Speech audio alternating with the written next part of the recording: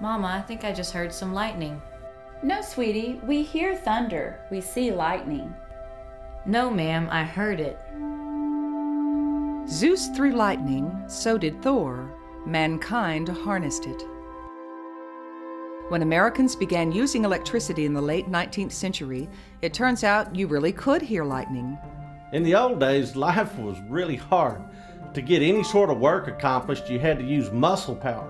Either your animals or you had to use your own muscles to physically move things around.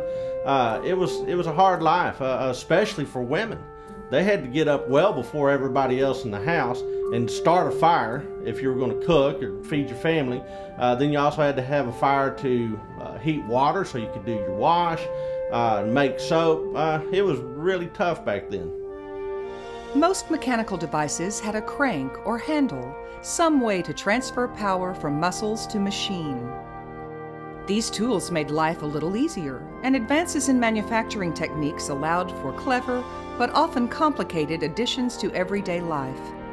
Electricity made these devices faster, easier, more convenient. The public at the time didn't know exactly what electricity was or how it worked, but they liked what it did.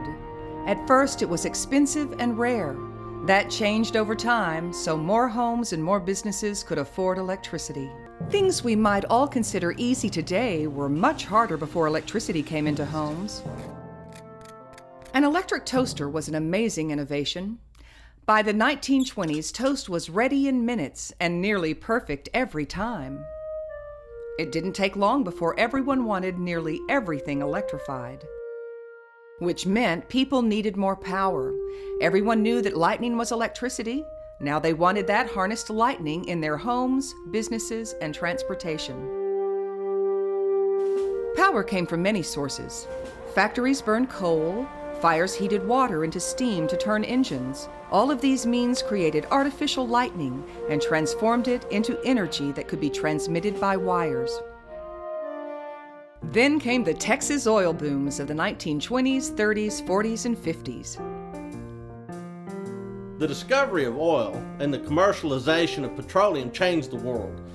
All of a sudden you had vast access to very cheap energy. And it was cheap energy that was easy to drill, it was easy to refine, and it was easy to transport. Very much like water in the way that you handled it. Well, once you have cheap electricity, then all of a sudden you have electricity going from being a luxury to an everyday item. It all of a sudden meant that electrified items could be in the hands of the average person instead of just in wealthier households. It was truly, truly transformational. Oil in Texas meant big business, and people looked for faster, more efficient ways of accounting for their money. Business transactions, which used to take weeks or months, could now be handled in hours or days. Mundane tasks that used to take time became electrically automated. Everyday life transformed.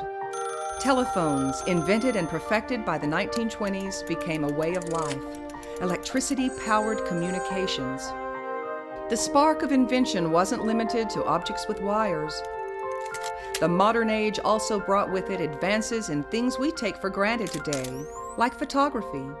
And so parallel to all these other things that are being invented and really accelerating the pace of life, you have advances in photography that are now making images of people and places and events and things widespread.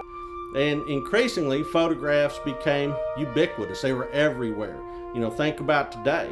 I've got a phone that also takes pictures that I can then send to my friends instantaneously. That's a tool for modern living.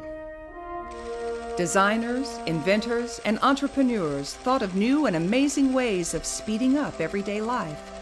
Sometimes they reacted to consumer needs, and sometimes they created things they thought we should want. Everything brought to life by this artificial lightning became tools for modern living. They also made noise.